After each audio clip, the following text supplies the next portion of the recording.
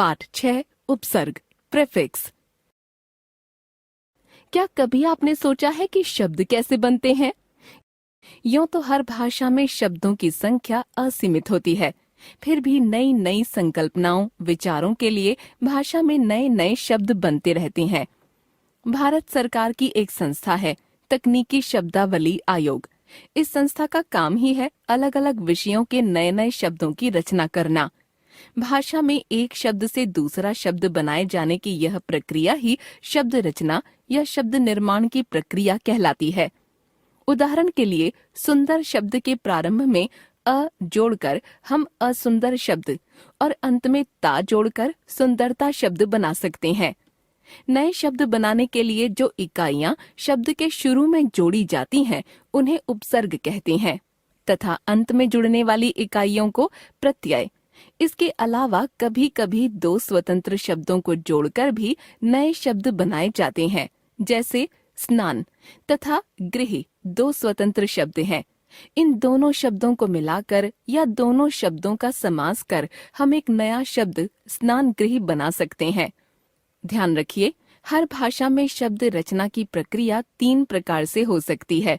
उपसर्गों के द्वारा, उपसर्ग जमा शब्द, सु जमा योग सुयोग, अप जमा यश अपयश। प्रत्ययों के द्वारा, शब्द जमा प्रत्यय, ईमान जमा दार ईमानदार, मित्र जमा ता मित्रता।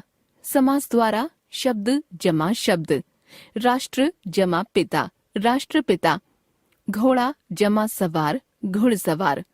उपसर्ग, उपसर्ग शब्दों के लघुतम अर्थवान अंश हैं, जो शब्दों के आरंभ में लगकर नए नए शब्दों की रचना करते हैं। शब्दों की तरह ये भी विभिन्न ध्वनियों के मेल से बनते हैं और अर्थवान भी होते हैं, पर इनका प्रयोग शब्दों की तरह स्वतंत्र रूप से नहीं किया जा सकता। अतः हम कह सकते हैं, शब्दों के वे अर्थवान लघुतम अंश जो शब्दों के शुरू में लगकर नए नए शब्दों की रचना करते हैं, उपसर्ग कहलाते हैं। निम्नलिखित उदाहरण को देखिए। उपसर्ग जमा मूल शब्द नया शब्द, वि जमा शेष विशेष, उप जमा मंत्री उपमंत्री, बे जमा रहम बेरहम, आ जमा जन्म आजन्म, स जमा पूत सपूत, प्र जमा हार प्रहार। ध्यान रखिए, उपसर्ग शब्द नहीं है बल्कि शब्दों के छोटे छोटे अंश या खंड हैं। शब्दों की तरह ये भी अर्थवान इकाइयां हैं। उपसर्ग शब्दों की तरह स्वतंत्र रूप से प्रयुक्त नहीं हो सकते। उपसर्ग हमेशा किसी मूल शब्द के प्रारंभ में लगकर नया शब्द बनाते हैं। उपसर्ग भेद प्रभेद। जिस प्रकार हमने स्रोत के आधार पर शब्दों के तत्सम, तद्भव तथा आगत या विदेशी 3 भेद किए थे, उसी तरह उपसर्गों के भी स्रोत के आधार पर निम्नलिखित भेद किए जाते हैं। तत्सम उपसर्ग। हिंदी में अनेक उपसर्ग अपने मूल शब्दों के साथ संस्कृत से आ गए हैं और हिंदी के तत्सम शब्दों के आरंभ में संस्कृत की ही भांति प्रयुक्त होते हैं। इन उपसर्गों को तत्सम उपसर्ग कहा जाता है। नीचे कुछ प्रमुख तत्सम उपसर्ग, उनके अर्थ और उनसे बनने वाले शब्दों के उदाहरण दिए जा रहे हैं। उपसर्ग अर्थ। उदाहरण: अति अधिक, अतिरिक्त, अत्यंत, अत्यधिक, अत्याचार, अतिशय, अत्युत्तम। अनु पीछे, समान, बाद में आने वाला, अनुकूल, अनुदार, अनुवाद, अनुराग, अनुभूति, अनुशासन, अनुसार, अनुकरण, अनुमान, अनुचर। अभि सामने, ओर, अभिप्राय, अभियुक्त, अभियोग, अभिनय, अभिमान, अभिराम, अभिलाषा। आ तक समेत, आक्रमण, आजीवन, आजन्म, आमरण, आरक्षण। उत ऊपर, श्रेष्ठ, उत्थान, उद्गम, उन्नति, उद्योग, उच्चारण, उल्लंघन। उप निकट, छोटा। उपवन, उपकार, उपस्थित, उपदेश, उपग्रह, उपचार। निस या निर रहित, निषेध, निस्संदेह, निश्चय, निर्दोष, निर्मल, निर्जीव, निर्गुण, निराकार, निर्धन। नि नीचे, निषेध, नियुक्त, निवास, नियम, निबंध। परि चारों ओर, परिक्रमा, परिचय, परिणाम, परिमाण, परिवर्तन, परिष्कार, परिस्थिति। प्र अधिक, प्रयत्न, प्रबल, प्रहार, प्रधान, प्रलय। प्रति विरुद्ध, सामने। प्रतिक्रिया, प्रतिशोध, प्रतिनिधि, प्रतिदिन, प्रत्येक, प्रत्यक्ष। वि विशिष्ट, भिन्न। वियोग, विनाश, विदेश, विशिष्ट, विरोध, विमुख। सम पूरी या अच्छी तरह से, संपूर्ण, संयोग, सम्मान, संभव, सम्मेलन, संपत्ति। तद्भव उपसर्ग। तद्भव उपसर्ग मूलतः तत्सम उपसर्गों या संस्कृत के उपसर्गों से ही विकसित हुए हैं। इन्हीं को हिंदी उपसर्ग भी कहा जाता है। कुछ प्रमुख तद्भव उपसर्ग इस प्रकार हैं। उपसर्ग अर्थ, उदाहरण अ या अन, रहित, अनपढ़, अनजान, अनहोनी, अछूत, अथाह। औ हीनता, रहित, औगुण, औघट, औसर।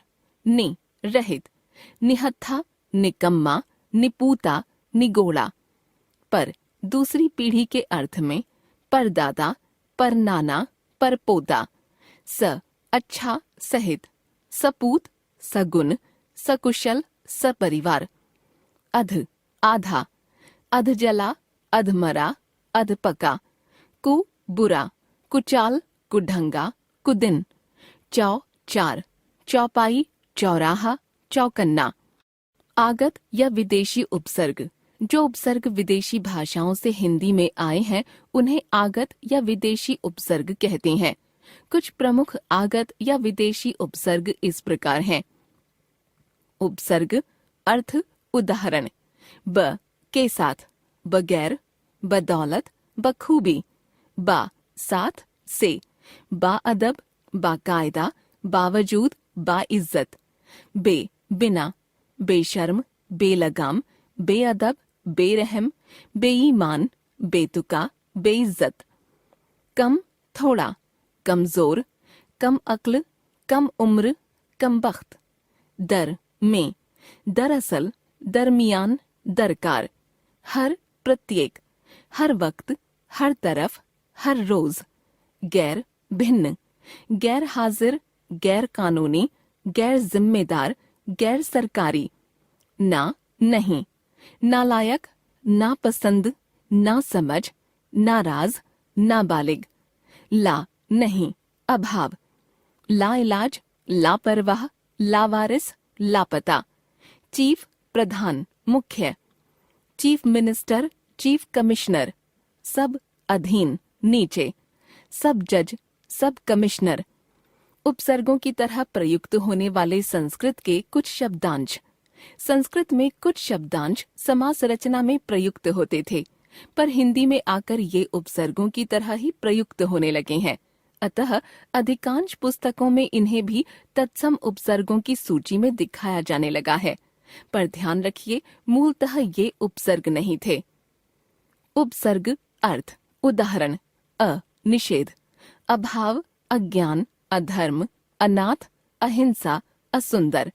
कु बुरा, कुपुत्र, कुरूप, कुपात्र, कुकर्म। अंतर या अंतः, अंदर, अंतरराष्ट्रीय, अंतर्देशीय, अंतरात्मा। अधः नीचे, अधोगति, अधोपतन, अधोमुख। बहिर या बहिष, बाहर, बहिष्कार, बहिर्मुखी। स्व अपना, स्वाधीन, स्वदेश, स्वतंत्र, स्वराज्य। पुनः या पुनर, फिर, पुनर्जन्म, पुनरागमन। चिर बहुत देर, चिरानंद, चिरकाल, चिरजीवी, चिरायु। सम समान, समगुण, समकालीन, संभाव। सह साथ, सहचर, सहपाठी, सहमति, सहयोग। हमने सीखा, उपसर्ग वे शब्दांश या शब्द रूप हैं जो शब्द के प्रारंभ में लगकर नया शब्द बनाते हैं। उपसर्ग अर्थवान इकाई है, पर शब्द की तरह स्वतंत्र नहीं है। उपसर्ग हमेशा किसी मूल शब्द से बंध कर आते हैं, अतः ये बद्ध इकाई है। हिंदी में 3 तरह के उपसर्ग मिलते हैं: तत्सम, तद्भव और विदेशी या आगत उपसर्ग।